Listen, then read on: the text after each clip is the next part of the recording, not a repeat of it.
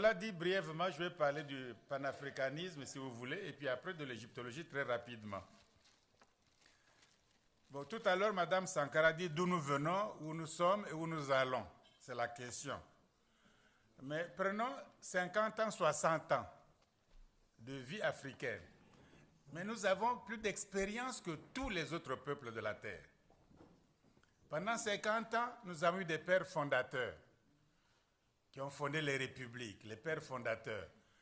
Nous avons eu des présidents à vie. Bon, ils sont bien morts, mais c'était proclamé à l'époque président à vie. Bon, nous avons fait des partis uniques, là où tout un peuple, un seul parti, une seule opinion, un seul slogan, un seul. Et nous avons fait plusieurs partis en même temps, des partis familiaux, villageois, claniques, ethniques. On a tout fait. À un moment donné, il y a eu l'Afrique des colonels. C'est-à-dire, c'était la plupart des chefs d'État, par coup d'État, c'était eux qui dirigeaient le pays. Parce que les militaires sont droits, pas corrompus, ils font le métier, le boulot, donnons-leur la chance de diriger l'Afrique. Il y a eu à un moment donné l'Afrique des colonels. Peut-être certains d'entre vous n'étaient pas encore nés, mais ça existait, l'Afrique des colonels. Bon, on a fait des coups d'État. On a tué des leaders. On a fait des coups d'État contre Kwame Nkrumah. On a paralysé Sékou Touré. On a tué Cabral. Lumumba, n'en parlons pas. Boganda.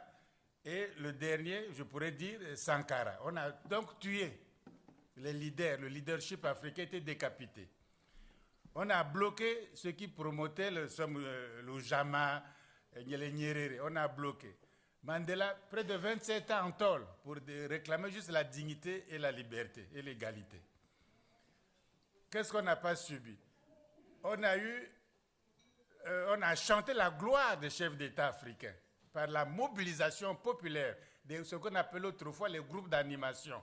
Donc quand le chef d'État passait, tout le peuple dansait pour lui.